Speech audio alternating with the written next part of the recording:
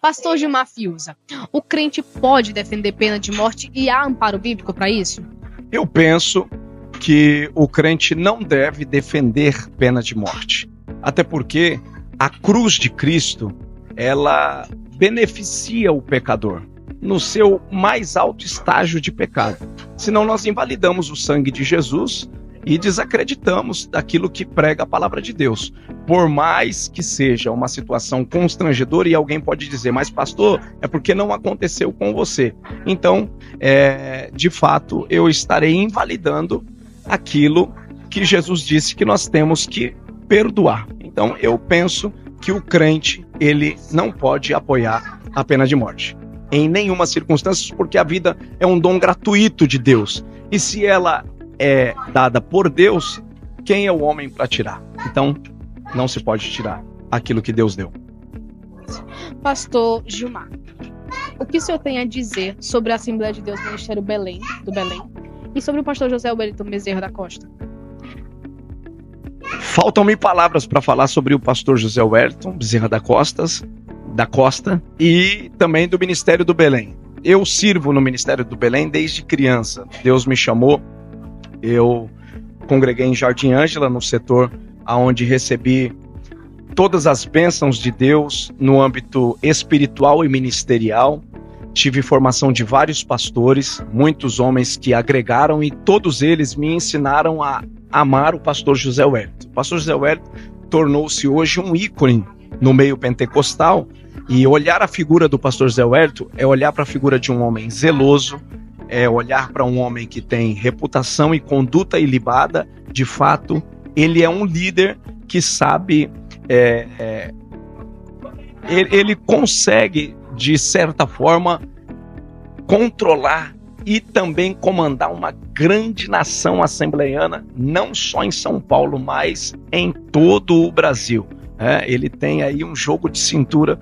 Já tive a oportunidade de estar com o pastor José Wellington em convenções, debates acalorados e com tantas questões que se coloca em pauta, e ele com muita luz de Deus, com muita graça. Então é um líder, é um modelo que se pode copiar, e eu tenho muito orgulho, se é que pode dizer assim, em ser assembleiano e ter como pastor hoje, que já congrego na Igreja Sede Central, o pastor José Wellington Bezerra da Costa. Eu fui separado ao ministério, eu tinha 20 anos, e bem na época de um alto conservadorismo, com grandes exigências dentro da Assembleia de Deus com relação à vida do obreiro, e eu trabalhava no setor, e aí eu saí de cooperador jovem e fui solteiro, separado ao ministério, ao presbitério, ao Santo Presbitério, e essa bênção eu recebi da parte de Deus, tendo a bênção do pastor José Wellington. Logo fui separado a evangelista e depois trocado a credencial um pastor. Então eu não conheço outra igreja com relação a ministério, não conheço outro pastor. E assim, sempre que você chega lá para ouvir do pastor uma palavra, entra no gabinete, ele sempre está com muita alegria, muita disposição. Ele dá uma lição de moral em nós, que somos mais novos. Ele está cansado agora, já depois da Covid, que ele foi acometido de uma enfermidade que às vezes meio cansado, sem poder se levantar, mas com muita garra. Ele não deixa de estar no Belém. Você vai lá, em qualquer horário ele está lá, ele dá gabinete, ele atende. Eu amo o pastor José Wellington e ele é uma bênção na minha vida. Não tenho palavras para dizer. Pastor Gilmar Fiuza, qual é a diferença do pentecostalismo clássico e do neopentecostalismo, que ela tem se infiltrado em muitas Assembleias de Deus? Dizer do pentecostalismo clássico talvez vai chocar alguém, né? Mas eu vou dizer. O pentecostalismo clássico, ele tem base em algumas denominações que são centenárias. Por exemplo, a Assembleia de Deus, que recebeu esse título do pentecostalismo clássico a partir de Daniel Berg Gunavingre, também de Luiz Francisco, que é o fundador da Congregação Cristã no Brasil. A diferença da congregação para a Assembleia de Deus é que eles se enveredaram pelo caminho do exclusivismo, mas no tocante às bases doutrinárias daquilo que se crê na regra de fé, na prática de fé e vida com Deus, está inserida no contexto do pentecostalismo clássico. O culto a Deus, os hinos, que no caso deles são o inário e os nossos da harpa, e outras igrejas também que estão inseridas aí no contexto do pentecostalismo clássico, que é a Igreja Deus e Amor, e também o Brasil para Cristo. Outras denominações são conhecidas como neopentecostais. Delas fluíram outras ramificações. Hoje a Assembleia de Deus, ela tem sofrido aí uma miscigenação com relação ao que se procede na conduta do que é o pentecostalismo clássico. Por exemplo, hoje quando você vai, eu, por exemplo, como pregador, às vezes chega em algumas Assembleias de Deus, você percebe que aquele culto está muito voltado ao neopentecostalismo, porque o neopentecostalismo, ele fala mais do homem no centro, ele está muito mais ligado ao propósito do homem viver bem. Não que a gente não queira que o homem viva bem, isso é uma bênção de Deus para nós, mas o centro do culto nunca pode ser o homem, mas sim o centro do culto é o Senhor Jesus, é o nosso Deus. Então, hoje em dia nós temos vivido, às vezes você chega em lugares que os hinos não se falam da cruz, não se falam de salvação, não se falam de perdão de pecados, isso dentro da Assembleia de Deus. Então, são viés que estão conduzindo alguns da Assembleia de Deus para o neopentecostalismo. E aí fica muito a proposta da prosperidade, da teologia da prosperidade, entre tantas outras coisas que denotam que essa igreja já não é uma igreja do pentecostalismo clássico, né? Qual é o pentecostalismo clássico? Aqueles que estão nas doutrinas da palavra de Deus, da oração de joelho, do culto, cantando os hinos da harpa, dos louvores congregacionais também, mas com saúde espiritual e também a chegada da leitura às escrituras sagradas e sem empolgação e sem manipulação, seria essa a palavra. Então, essas igrejas denominam, não que as outras denominações estejam inseridas dentro do contexto do neopentecostal, né, do neopentecostalismo. Existem muitas pequenas outras igrejas, eu tenho amigos que mantêm o pentecostalismo clássico e não são grandes igrejas, mas na sua maioria, hoje em dia, nós temos aí essa grande mistura. Pastor Gilmar, o senhor falou muito sobre a congregação cristã no Brasil. O senhor acha que ela é uma igreja cristocêntrica ou uma seita religiosa? Ela não é uma seita religiosa, ela tem alguns caprichos, mas ela é uma igreja cristocêntrica. Eu tenho parentes que congregam na congregação, tenho amigos, anciãos, cooperadores, e já orei com eles, canto com eles.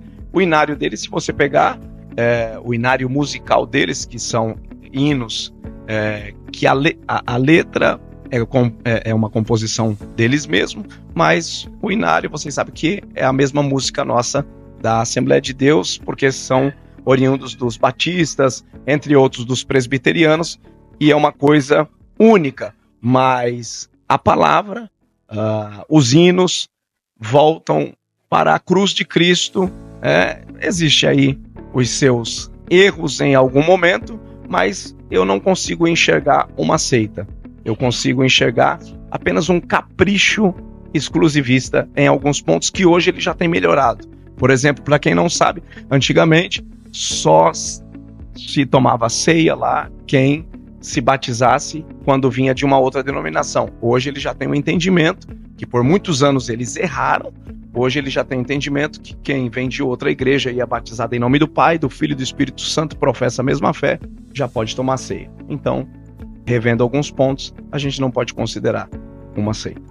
E a Igreja Adventista do Sétimo Dia, eles são uma igreja ou uma seita religiosa? Eu acredito que o adventismo, eles já é diferente, porque o adventismo, eles estão muito ligados à sua fundadora. Então, tudo é segundo a sua fundadora. Por exemplo, na congregação cristã, eles não é ligado segundo o evangelho, segundo a Luiz Francisco, é segundo as escrituras sagradas. Mas o adventismo já está ligado, segundo a fundadora Ellen White, que é a fundadora do Adventismo, e aí muita coisa que dá margem a uma seita, mas que eu não posso dizer que lá não tem salvos por Cristo Jesus, porque Jesus tem gente em todos os lugares. Pastor, é uma pergunta muito recorrente, assim, e eu queria saber do senhor a relação entre a igreja e a política.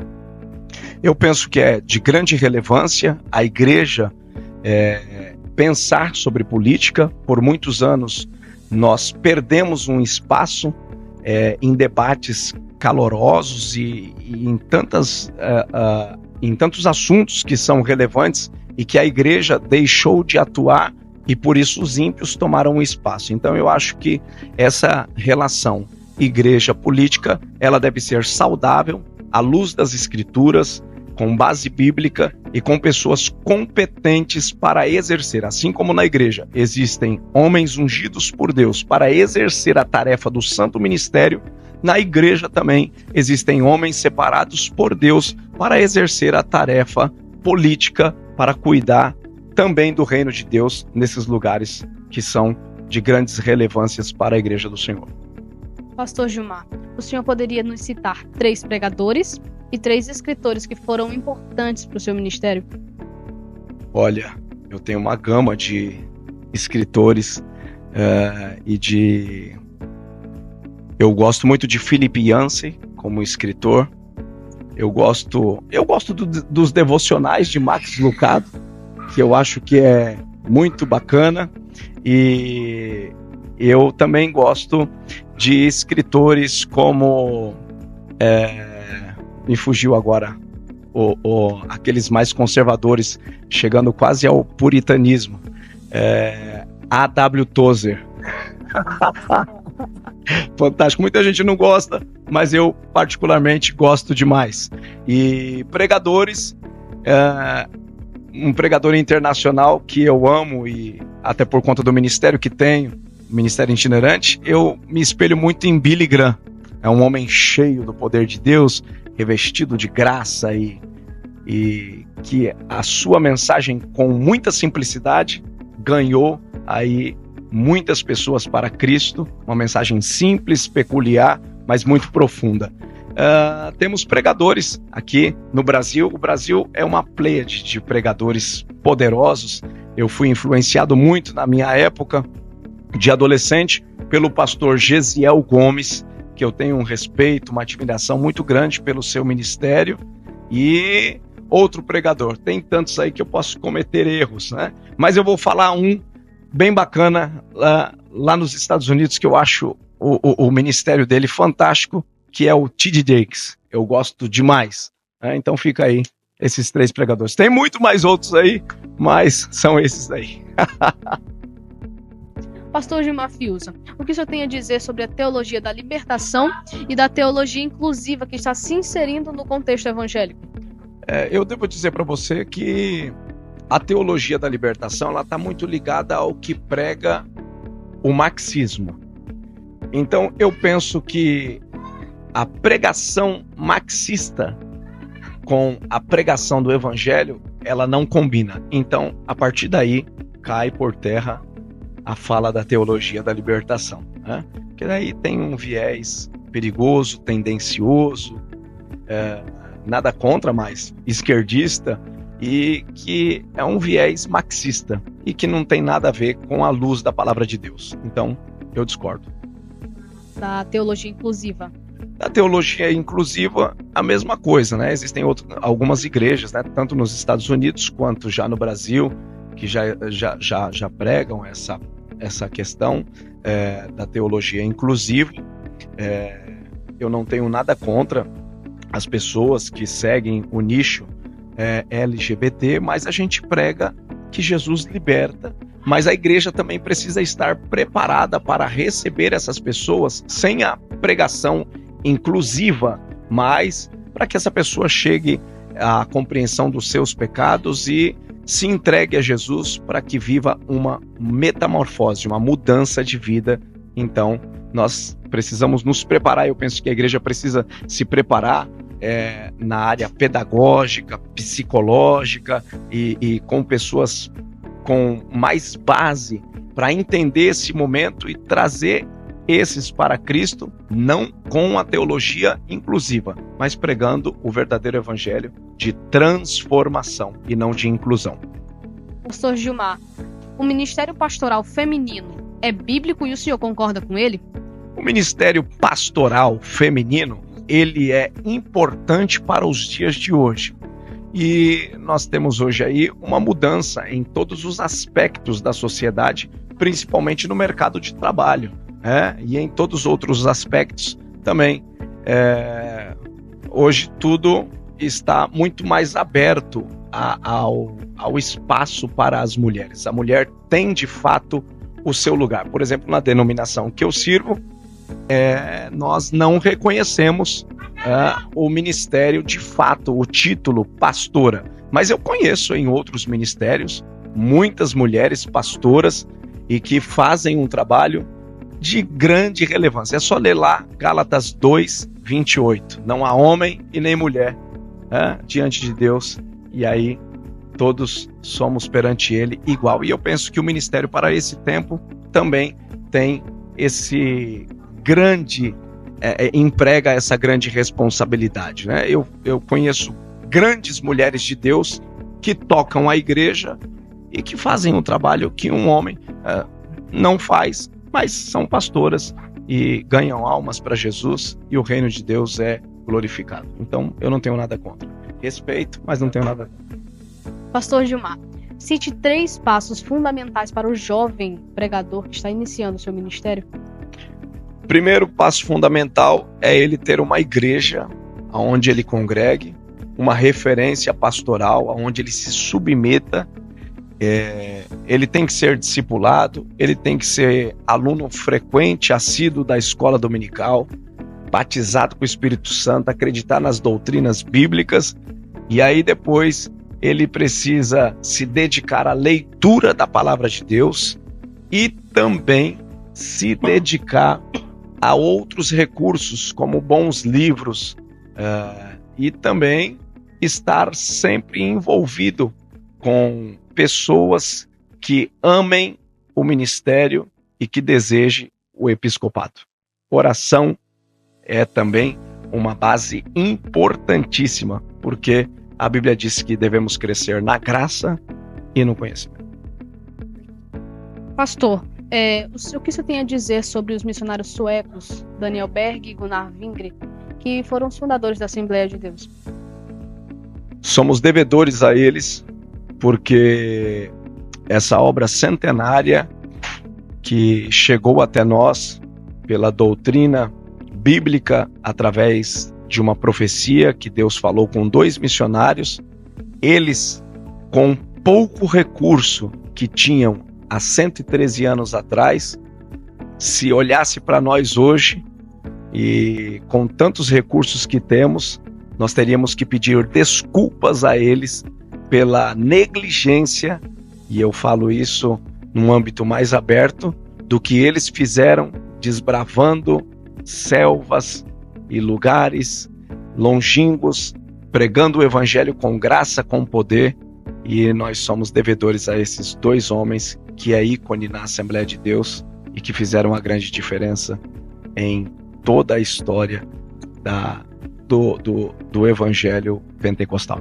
E só para finalizar, pastor Gilmar Fiuza, fechando aqui, quais as principais renúncias que um jovem pregador tem que fazer para ser um pregador genuinamente pentecostal?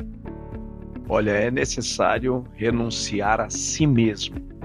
E a si mesmo está ligado às suas vontades, às paixões carnais, e se entregar inteiramente a vida para Deus. Como disse Paulo, eu de bom grado me gastarei e me deixarei gastar. Ou seja, é anular a si mesmo suas vontades, seus desejos e viver completamente para Cristo. Gente, muito obrigada. Nós conseguimos saber um pouco aqui do Gilmar Fiuza, do pastor Gilmar Fiuza, e vocês podem acompanhar outras coisas, que vai sair muita coisa legal ainda no feed do Assembleiano de Valor. Muito obrigada, pastor Gilmar Fiuza. Deus abençoe a todos, um grande abraço.